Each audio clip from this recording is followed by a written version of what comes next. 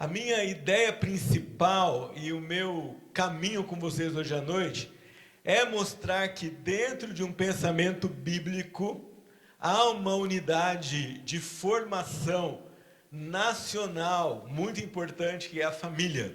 Não só de formação religiosa, mas eu quero argumentar com vocês, a partir das Escrituras, que na compreensão de Israel, o povo de Deus, na sua vida no Antigo Testamento, a família era mais do que uma doutrina, era mais do que uma afirmação teológica. Era uma questão de sobrevivência nacional e de estrutura de um país no qual Deus reinava, e nesse ordenamento teocrático de governo de Deus, a família estava na base da formação dessa sociedade. E eu quero começar mostrando para vocês isso a partir do Decálogo, né? Os 10 mandamentos, as 10 palavras mais importantes da Bíblia que estão aqui. Só antes de eu ler, deixa eu falar outra coisa que eu queria dizer antes de pregar. Minha família não está aqui comigo hoje, os filhos crescem e já têm os seus próprios compromissos no serviço da igreja local. E eles tinham escala para cumprir no ministério que servem ali. E a mãe os acompanha, então eles ainda não têm idade para dirigir, sair sozinhos, né? Mas esse ano, a filha mais velha já vai conseguir se locomover sem nossa ajuda e ela já está esperando, com 18 anos e um dia ela quer ir na autoescola. Então, já está combinado. E aí a gente vai arrumar tudo isso. Êxodo 20, 12. Honra teu pai e tua mãe, para que se prolonguem os teus dias na terra que o Senhor teu Deus te dá. Não matarás, não adulterarás, não furtarás, não dirás falso testemunho contra o teu próximo, não cobiçarás a casa do teu próximo. Até aqui. Esses 5 mandamentos finais dos 10 mandamentos, esse segundo grupo, são mandamentos de preservação. Se você prestar bem atenção, são mandamentos de preservação da casa, da família, do lugar onde pai, mãe e filhos vivem. Queria lembrar você que Gênesis, Êxodo, Levítico e Deuteronômio é chamado nas escrituras judaicas de livros da lei. E apesar do seu caráter teológico e do seu caráter bíblico e devocional, para o povo de Israel do Antigo Testamento, ele era a constituição daquele país. Então, a maneira como Israel, como nação, organizava a sua vida, a maneira como eles executavam justiça, a maneira como eles olhavam para questões sociais, para questões patrimoniais, de saúde e direitos humanos, inclusive, passava pela leitura, aplicação e interpretação dos primeiros 5 livros da Bíblia. Então veja que quando você tem aqui, honra teu pai e tua mãe, é o único mandamento que tem um comentário adicional. Você percebe que a afirmação nesse versículo, ela não é individual. A promessa aqui não é para o filho. Se o filho honrar pai e mãe, ele vai viver muito. A promessa é para a nação. Moisés aqui não está falando com uma pessoa, ele está falando com um grupo, a nação está reunida. Era basicamente uma questão de fronteira. Está dizendo assim para Israel: honrar o pai e a mãe, preservar a família. A palavra honrar aqui, a mesma palavra usada para peso, a mesma palavra usada para glória. Então ela quer dizer dar ao pai e à mãe, dar aos mais velhos na estrutura daquele país o lugar que é deles, a honra que lhes é devida, o respeito e a obediência que lhes é devida. O que vai acontecer se o povo fizer isso? Vão ser prolongados os dias na terra que o Senhor teu Deus te dá. Não são dias de vida, não são dias de idade, não é longevidade pessoal, é longevidade territorial para uma nação que se curva diante de um governo de Deus por meio de um governante humano que era apenas um mediador desse governante soberano que estabeleceu Israel na terra como um povo, como um reino de sacerdotes para tornar o nome do Senhor conhecido. E se você observar o Antigo Testamento passo a passo, a formação social nunca foi distanciada da família. É uma família que cuida do templo, é uma família que cuida do canto do templo, é uma família que organiza o sacerdócio. Israel vai para a guerra, são as tribos que se reúnem, as tribos são compostas de clãs e de famílias. A mesma organização militar não era distante dessa compreensão de como a família era uma ideia fundamental para que a nação sobrevivesse tanto territorialmente como socialmente e politicamente, enquanto estivessem ali debaixo dessa obediência ao mandamento do Senhor. Então isso é fundamental para nós pensarmos sobre família. E fundamental para entender por que no campo das ideias essa convicção de uma família tradicional, cristã, vai sendo bombardeada no mundo de hoje. Não é só uma questão religiosa, não é só uma questão ideológica, não é só uma questão doutrinária. É um ataque frontal a uma afirmação básica de como Deus ordena que a vida seja concebido e que o mundo seja organizado. E a gente precisa lembrar disso quando nós estamos pensando na família. Defender a ideia de família é defender longevidade nacional, é defender bem-estar social, é defender a aplicação dos direitos humanos como eles são lidos por Deus na sua forma mais pura e mais benéfica, é defender o bem da nação que nós vivemos. Se uma nação quer caminhar para a destruição, para a pobreza, para a perda de preponderância, quer caminhar para que a sua população se confunda e não cresça, e que haja cada vez mais conflitos entre si, ela vai caminhar na direção da negação da importância da família e da destruição dessa ideia que é tão cara para o Senhor aqui nas Escrituras. Deixe-me dar só mais duas razões para vocês antes de irmos para Gênesis, porque a minha pregação mesmo é em Gênesis capítulo 1, 2. Mas deixe-me dar mais duas razões a título de introdução. O plano salvífico de Deus acontece dentro da família. Quando Deus manda o seu Filho aqui na terra, para se encarnar, para morrer no nosso lugar, o cenário é cuidadosamente construído em torno da família, inclusive com a presença fundamental de um pai humano que não teve participação no processo de concepção do seu filho. Mas a participação de José, como pai da família, é essencial para o cumprimento do plano de Deus no nascimento de Jesus.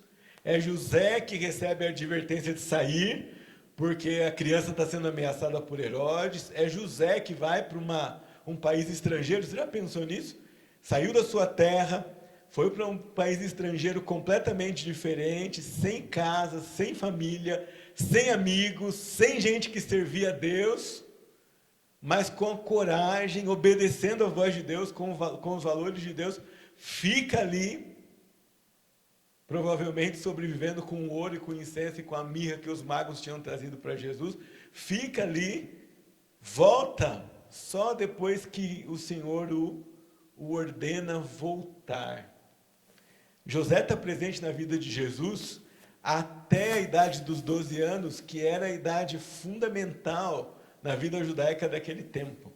Os 12 anos eram, pelo bar mitzvah, uma passagem da idade da infância para o caminho da vida adulta. Não tinha adolescência naquela concepção.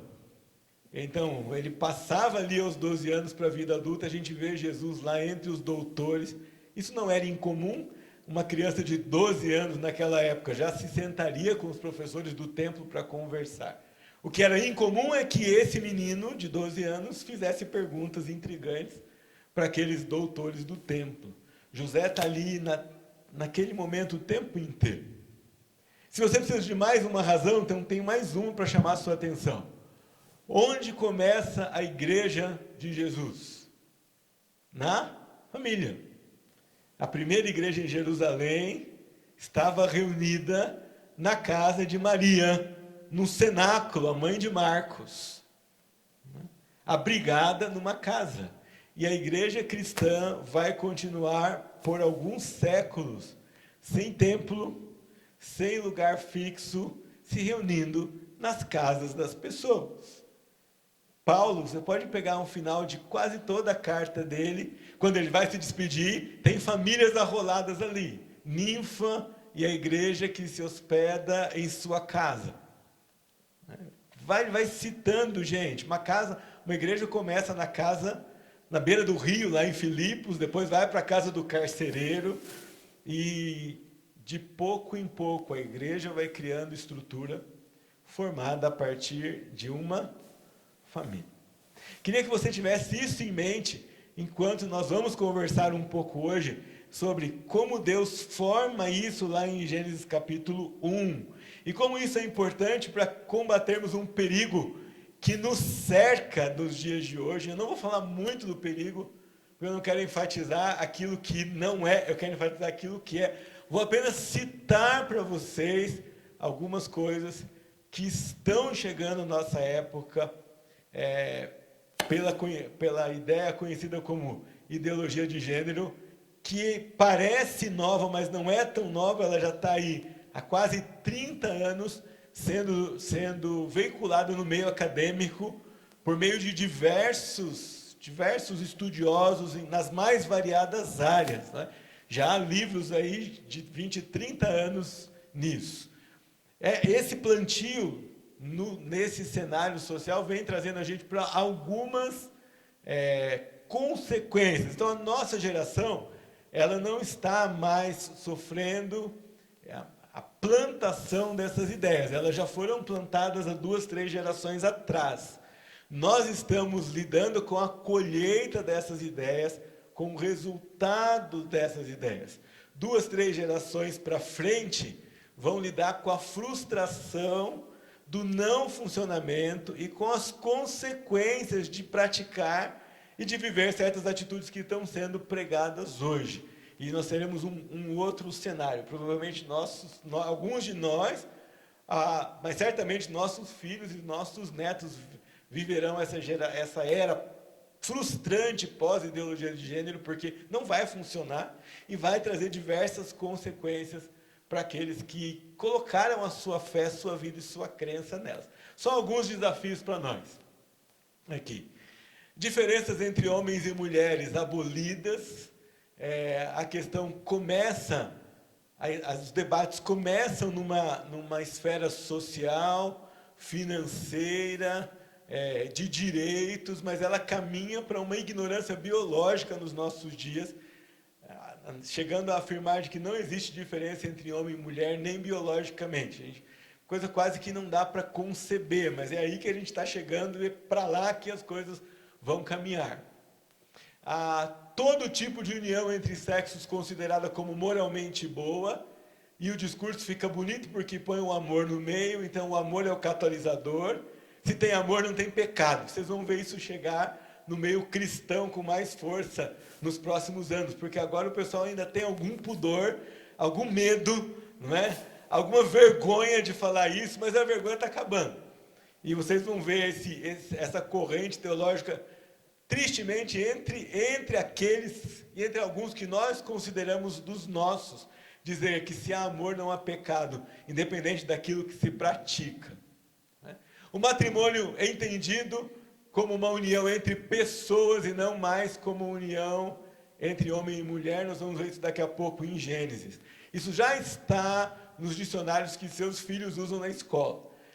Se você quiser matar a curiosidade, chega em casa, pega um Aurélio, pega um Ruais e procura o vocábulo casamento, e você vai ver que lá não tem mais, que é uma união entre um homem e uma mulher. Lá tem a afirmação de que o casamento é uma união entre pessoas, não é nem entre duas pessoas mais, é entre pessoas. E aí vocês já viram em trisal, poliamor, e semana passada, não foi agora, mas eu reli uma reportagem de uma empresária brasileira que se casou consigo mesma, né? Então, vocês vão ver esse tipo de coisa que a gente vai carecendo de fundamento, até para a gente entender de onde vem, para onde vai, como que pensa isso, como que a gente estrutura a vida aí em uma sociedade em volta disso, né? Fecundação in vitro, barriga de aluguel e aborto tornam-se direitos e atividades corriqueiras. Ou seja, a vida ela é uma manipulação na mão daqueles que têm o poder de manipulá-la ou não. E que têm o poder de decidir fazer essa manipulação ou não. O ensino dessa teoria passa a ocorrer nas escolas, e o que nós estamos vendo agora é um trabalho insistente na anulação do consentimento dos pais. E o discurso não vem com essas palavras, o discurso vem: nós queremos garantir o direito da criança, a revelia de qualquer um que cuida dela. Então, eles vêm e estão cada vez mais querendo baixar a autonomia da criança para que possa tomar decisões sobre si mesma, contra o consentimento dos pais, se isso for necessário. Tem muitas histórias já, de diversas manifestações, diversas formas.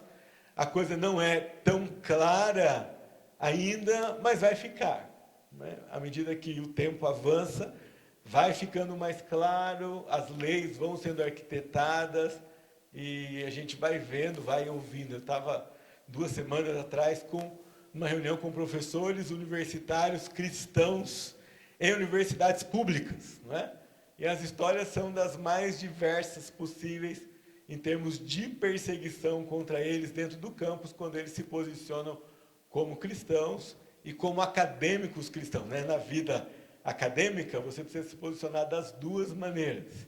E então eles resistem a algumas ideias, mesmo num país legalmente livre como o nosso, já ocorre perseguição desses nossos irmãos, e tentativas, inclusive, de afastamento e de anulação da ação deles nos campos que eles trabalham, tá? Em alguns lugares, é crime opor-se ou criticar a ideologia de gênero. Nós temos, pelo menos, uma meia dúzia de casos jurídicos já ocorridos aqui no nosso país de coerção, de aceitação dessas ideias por imposição jurídica, mesmo casos entre pai e filho. Nós já temos o caso da prisão, ou pelo menos da sentença de um pai que se recusou a aceitar o gênero do filho, que era diverso da sua própria convicção. Esses são os tempos que nós vivemos. Eu fiz questão de fazer aquela introdução para mostrar para você que a nossa preocupação não são apenas os ataques éticos à doutrina cristã. É que isso daí vai levar o nosso país, e o país que abraçar essas ideias, para trás. Vai fazer andar para um lugar que nenhum de nós quer, nem cristãos, nem não cristãos. Mas eles não entendem isso. Vamos rumo à pobreza, vamos rumo à exploração, vamos rumo à sujeira, vamos rumo à imoralidade, vamos rumo à decadência. Porque se a família não for preservada da maneira como Deus a planejou, não há sobrevivência para uma sociedade, não há sobrevivência para as pessoas. Então, na verdade, o que era antes um assunto mais devocional e mais doutrinário para nós, hoje é um assunto apologético. Hoje é um assunto de defesa, não só de defesa da fé, mas de defesa da vida e de defesa patriótica, não é? De cuidado com a nossa sociedade e com o nosso país. Dito isso, queria convidar você para ler comigo de novo a história de Gênesis, que você já conhece muito bem, mas eu quero pontuar algumas coisas aqui para vocês. E nós vamos fazer isso a partir do capítulo 2. Então, olha só, nós temos aqui em Gênesis a história da criação no capítulo 1. E em Gênesis capítulo 2 nós temos um zoom na mesma história. Não é uma outra história da criação, é a mesma história. Só que aqui Moisés vai lá no 6º dia e dá um zoom na criação do homem. Se você ler o texto em hebraico, você vai ver, pelo som, algumas diferenças que eu vou colocar aqui para você. Porque até no capítulo 1, a palavra que vem sendo usada ali toda vez que Deus fala que criou o homem, é a palavra hebraica Adam, que é a mesma palavra para o nome do primeiro homem, que é Adão. Mas que em Gênesis capítulo 1 significa ser humano. Porque Deus diz assim: criou Deus o homem, macho e fêmea os criou. Não é? Em hebraico está assim mesmo, macho e fêmea. Né? Algumas traduções mais modernas quiseram ser mais educadas e colocaram homem e mulher os criou, porque parece que macho e fêmea fica muito agressivo. Mas no hebraico está assim mesmo. Criou Deus Adão, o ser humano, macho e fêmea os criou. Quando chega no capítulo 2, que Deus apresenta Eva para o seu marido, aí ele vai usar outra palavra, e vai, então, em hebraico, usar a palavra homem e mulher, ish e ishá, que são melhores traduzidas pela Revista e Corrigida, porque lá usa a palavra varão e varoa. A tradução mais antiga conseguiu preservar a raiz da mesma palavra para mostrar essa interdependência e essa relação de comprometimento que havia entre os únicos dois elementos possíveis quando nós pensamos em ser humano, o homem e a mulher. Então vamos ler essa história de novo. Pode mudar a telinha, por favor, e nós vamos ver passo a passo essa história. Deus cria o homem, então. Vamos lá em Gênesis capítulo 2, a partir do versículo 18. Disse mais o Senhor Deus: não é bom que o homem esteja só. Far-lhe-ei uma auxiliadora que lhe seja idônea. Havendo, pois, o Senhor Deus formado da terra todos os animais do campo e todas as aves do céu, trouxe-os ao homem para ver como esse lhe chamaria. E o nome que o homem desse a todos os seres viventes, esse seria o nome deles. Deu o nome o homem a todos os animais domésticos, às aves do céu e a todos os animais selváticos. Para o homem, todavia, não se achava uma auxiliadora que lhe fosse idônea. Então o Senhor Deus fez cair pesado sono sobre o homem e este adormeceu. Tomou uma de suas costelas e fechou o lugar com carne.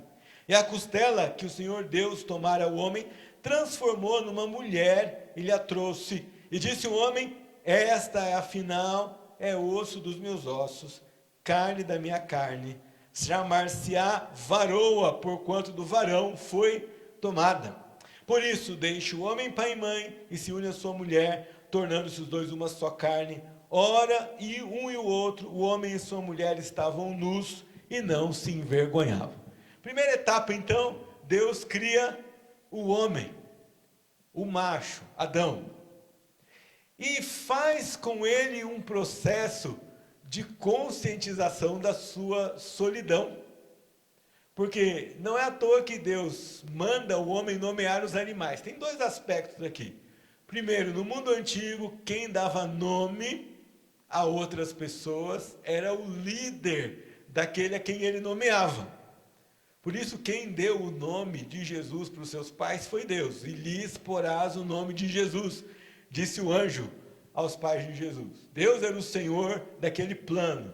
Aqui, Deus era o Senhor do homem. O homem era o Senhor da criação, de acordo com Gênesis 1, 26. Ele dominaria a criação. Ele lideraria a criação. O homem era o representante de Deus na criação. Ele dá o nome a todos os seres que estão sob o seu comando. Mas enquanto ele nomeia os animais, ele percebe, tem alguma coisa faltando aqui. Por quê? Vem o leão e a leoa, não é? O macaco e a macaca, o pavão e a pavoa. Ele olha para ele, tem quem? O Adão. Cadê a Doa? Não tem. Esse tempo todo que Adão observa a criação de Deus, ele se dá conta de que havia um padrão na criação de Deus. Havia um padrão de dupla. Havia um padrão de correspondência para todos os animais, para todas as criaturas, menos para si mesmo. Então, na história, Deus diz: não é bom que o homem esteja só. Falhei uma ajudadora idônea. Tem uma tradução melhor para essa palavra. A tradução melhor está na tradução brasileira, a primeira tradução que chegou aqui no Brasil, e ela diz assim: falhei uma adjutora que lhe corresponda. Essa palavra que aparece aqui é ajudadora, adjutora, Ezer, mesma palavra que está no nome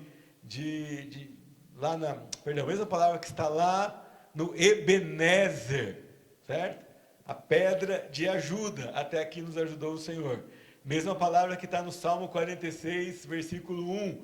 Deus é nosso socorro, é nossa ajuda. Bom, se essa palavra descreve Deus, se essa palavra marca a ação do Senhor ajudando o seu povo, ela em nenhum momento traz nenhum aspecto de inferioridade para a mulher que Deus cria aqui em Gênesis capítulo 2, ou que Deus cria em Gênesis 1 e conta a história em capítulo 2. Era alguém para estar ao lado do homem que estava sozinho, num contexto de criação que cada ser vivo tinha o seu par. Mas não era só alguém para estar ao lado do homem. Tem aí a palavra que nós traduzimos como idônea, e que é melhor traduzida como correspondente. Não é a palavra, são 3 palavras, tá? Que se escrevem juntas e vai ser pronunciada como kenegedô, que é como ele mesmo, ou correspondente a ele mesmo. Ou seja, Adão tinha visto um animal de frente para o outro e cada um tinha o seu correspondente. Ele não. Agora ele teria Eva, que seria alguém que lhe correspondia. Mesma capacidade, mesmo jeitão, mesmo objetivo e mesma missão. Missão de cuidar da criação de Deus. Bom, Adão trabalhou muito nesse tempo aqui, até chegar na criação de Eva. E quando se tratou de Eva, Deus fez uma coisa muito interessante com Adão. Que foi? Adão, agora você descansa e eu trabalho. Você dorme, você não vai dar palpite, certo? Nem no cabelo, nem nas bochechas, nem nos olhos, nem no formato. Imagine comigo esse diálogo de Adão com Deus, né? Você vai dormir, o trabalho de criar a sua adjutora correspondente é minha. E diz o texto para nós não termos dúvida disso, que Deus fez Adão dormir, versículo 21, e fez cair pesado sono sobre ele. Anestesia geral da melhor qualidade que podia existir naquele momento. Sem efeito colateral, não é? Porque Adão acorda bonzinho depois. E ele tira um pedaço de Adão. Comumente a gente traduz essa palavra como costela, mas ela também pode ser traduzida como lado. A gente só sabe, então, que Deus pega uma parte de Adão para fazer Eva. Não é? Matthew Henry, um comentarista puritano do século XVIII, ele dizia que ele gostava da ideia da costela, porque ele diz: Deus não fez a mulher do polegar do homem, então ela não é inferior a ele. Deus não fez a mulher de um pedaço da cabeça do homem, então ela não é superior a ele. Deus fez a mulher da costela, do lado do homem, significa que ela está ao lado dele. E olha que interessante, Deus transforma a costela em Eva, traz Eva até o seu marido, apresenta Eva para Adão, e Adão fala. Para mim, aqui, Adão faz uma declaração de amor. Né? que ele diz aqui? Esta, afinal, é osso dos meus ossos. Literalmente, né? Mas ele diz, ela tem o mesmo formato. Ela se parece comigo. É um outro ser humano. Agora eu tenho alguém com quem conversar, com quem me relacionar. E ela é carne da minha carne. E agora, Adão vai dar nome para Eva. E ele vai dar nome para Eva, porque era papel de Adão liderar Eva e depois os seus filhos na missão que Deus tinha dado para o ser humano, que era cuidar da sua criação. E era papel de Eva estar ao lado do seu marido, Adão, executando as ordens que Deus tinha dado para eles. E Adão vai dizer, chamar-se-á varoa, porquanto do varão foi tomado. Essa história é de fundamental importância para nós. Ela deixa bem claro para nós, bem clara para nós, como Deus pensou o ser humano. E qualquer outra ideia que trafegue fora dessa história, cuidadosamente contada por Moisés, em Gênesis capítulo 2, afronta a verdade de Deus demonstrada nas Escrituras. Qualquer uma delas é fruto da distorção que começa em Gênesis capítulo 3. Qualquer uma delas é um ataque à ideia original de Deus, contada em Gênesis capítulo 1 e 2, e precisa ser tratada como tal, na perspectiva apologética e na perspectiva redentiva. Por que na perspectiva redentiva? Porque aquelas pessoas que apresentam dificuldade em viver de acordo com esta verdade, precisam da redenção e da salvação de Deus, precisam da cura de Deus, precisam do poder de Deus, precisam da ação de Deus, nesse sentido redentiva, mas precisam também de sarar as suas ideias nesse sentido apologética. Nos versículos que seguem, 24 e 25, nós temos não Adão mais falando, mas temos a conclusão de Moisés quando escreve o livro e vai então trazer lições preciosas para nós sobre família. E eu quero ler vagarosamente esses versículos com vocês. Não tão vagarosamente, não se preocupe, né? Mas de um jeito que a gente consiga entender bem como a Bíblia marca essa história. Aliás, eu preciso dizer isso. O Antigo Testamento fala sobre muitas coisas, mas nós estamos lidando aqui com uma cultura oriental. E a cultura oriental afirma muitas coisas por meio de histórias, e não por meio de dissertação, como é a nossa cultura hoje. Então alguém vai dizer assim para você, a Bíblia não fala contra a poligamia, numa perspectiva dissertativa, como é a cabeça ocidental, não. Mas numa perspectiva de narrativa, como é a perspectiva oriental, sim. Me conta, qual história de um homem que teve mais de uma mulher no Antigo Testamento que deu certo? Nenhuma. É tudo uma confusão só. É uma rede de intrigas. É mulher brigando com mulher, é filho brigando com filho, e a briga se estende a neto, a sobrinho, a todo mundo. Então você precisa prestar atenção no Antigo Testamento como um livro que faz afirmações por meio de histórias. E aqui nós temos a primeira afirmação do que é formada uma família. Uma família é formada de um homem e de uma mulher. Isso é afirmado aqui duas vezes. Deixa o homem, quem o homem deixa? Sua família de origem? Pai e mãe. Homem e mulher. Ele vai formar uma nova família. Quando ele vai formar uma nova família, ele deixa a sua família anterior. E a palavra família não é usada aqui propositadamente. A palavra pai e mãe é usada aqui. Pai e mãe geram filhos. Pai e mãe geram outros seres humanos. Pai e mãe têm o poder de criar uma família. Você vai dizer, pastor, mas Adão e Eva não tinham pai e mãe. Então, por isso que Moisés escreve esse livro muitos anos mais tarde. E ele chama atenção para a geração que vai ler Gênesis no século XVI a.C. aqui, mostrando para eles que essa história era uma afirmação doutrinária de Deus sobre a família. O casamento começa com um homem que deixa pai e mãe, sai da casa do pai e da mãe, portanto, da sua família anterior, e se une à sua mulher. Então, primeira verdade, o casamento cristão é monogâmico, o casamento cristão, a família cristã é formada de homem e de mulher. Nós vamos contar essa história da criação para as nossas crianças insistentemente. Precisamos imprimir na mente deles essa história, não só com a ideia de que Deus é o Criador, mas como é a criação que Ele fez. E como nós não queremos abrir mão da verdade dessa criação. Deus diz, o homem sai, literalmente, deixa pai e mãe, e faz o quê? Une-se. Une-se a quem?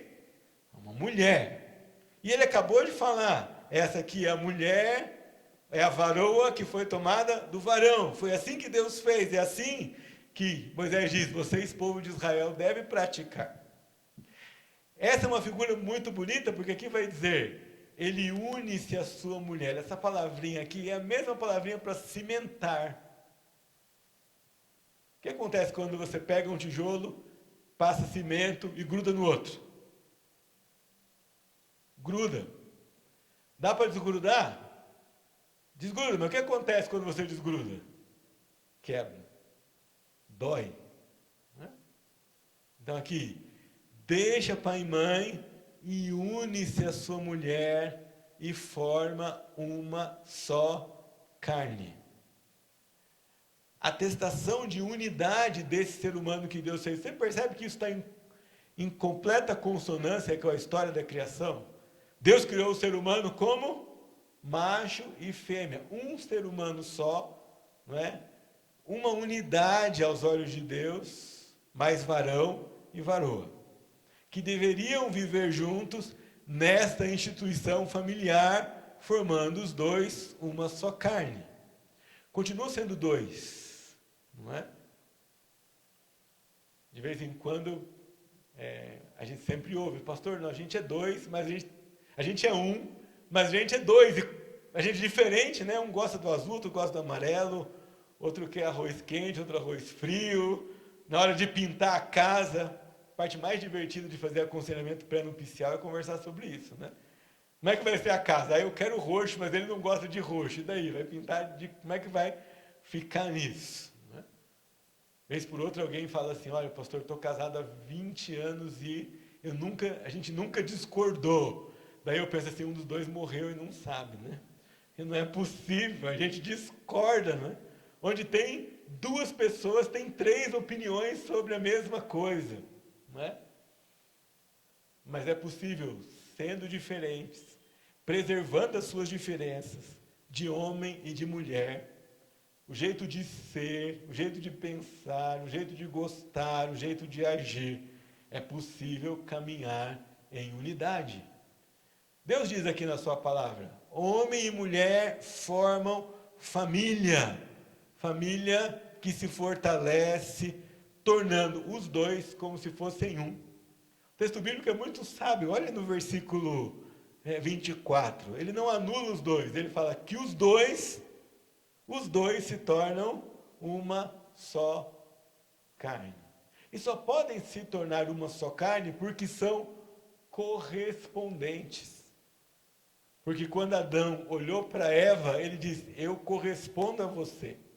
Nós podemos andar juntos, nós podemos viver juntos. Uma outra coisa aqui no texto bíblico que é a transparência relacional. Os dois estavam nus e não se envergonhavam. Havia nudez não só física. Aqui, enquanto o pecado ainda não tinha tomado conta do homem, o estado físico correspondia ao seu estado espiritual, ao seu estado emocional, ao seu estado mental. A nudez aqui é figura de transparência, de sinceridade, de honestidade. Não havia malícia, não havia vergonha. É um princípio importante para nós, porque um relacionamento não pode sobreviver sem transparência. E quanto mais tempo você demora para colocar para fora essa transparência, mais difícil é de apagar o vapor que você colocou entre você e sua família. Não só entre o cônjuge, mas entre os filhos. Ser transparente com os filhos. Eu vou tirar isso de você, porque você está muito apegado a isso. E não assim, ai, que pena, seu computador quebrou, você não pode mais usar. Isso é mentira. A gente precisa ser transparente, honesto com aquilo que a gente faz em relação aos nossos familiares. Mesmo que isso custe, mesmo que isso dê mais trabalho, mesmo que isso traga algum conflito, mesmo que isso traga alguma dor, com toda a mansidão, sabedoria e instrução que a palavra nos dá, nós precisamos ser honestos. Tem gente que confunde honestidade com estupidez, né? E fala assim, eu sou assim mesmo, eu falo na cara e do jeito que tem que falar. Isso é falta de sabedoria, de tato e de maturidade. Ser honesto não é ser mal educado, nem falar do jeito que vier na telha. Né? Ser honesto é falar com as melhores palavras possíveis, moldadas pela palavra de Deus, aquilo que precisa ser dito. Adão e Eva estavam nus e não se envergonhavam. Você vai ver que depois, na queda, a primeira coisa que eles vão fazer é tentar cobrir a sua nudez, é tentar cobrir o seu pecado.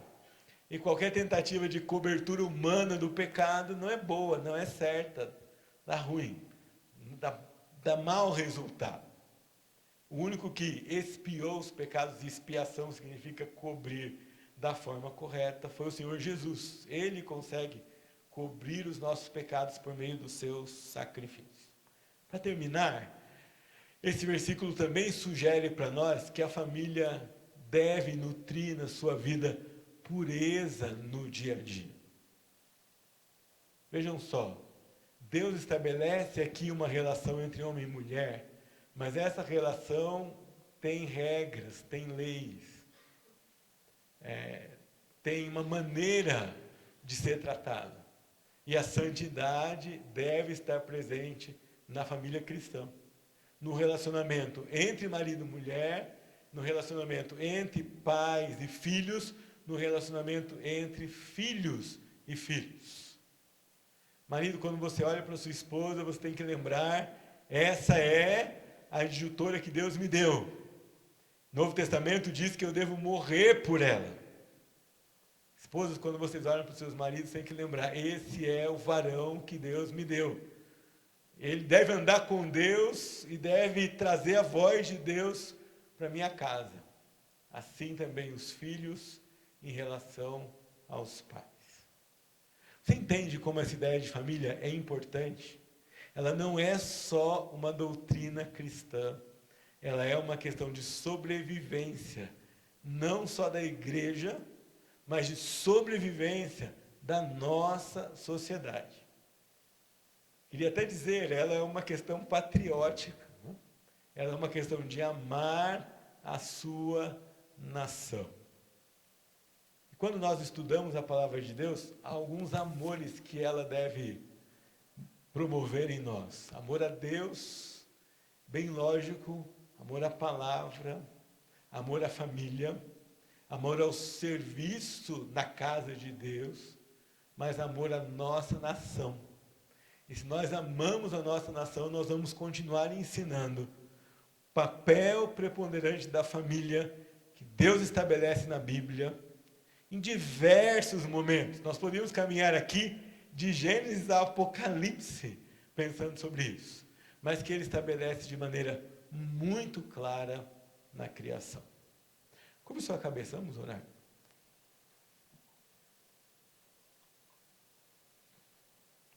Nós estamos, Senhor, diante da Tua palavra, que é autoridade, é poderosa, ela traz verdades diante das quais nós devemos nos curvar.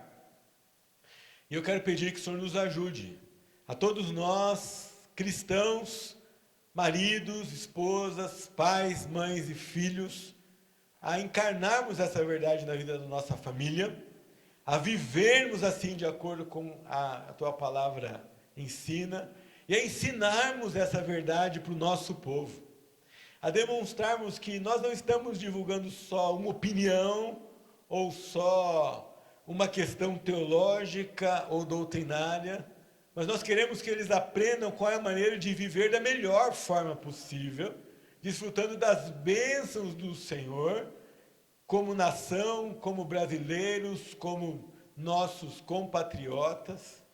Nos ajuda a compartilhar isso de maneira a influenciar aqueles que vivem conosco.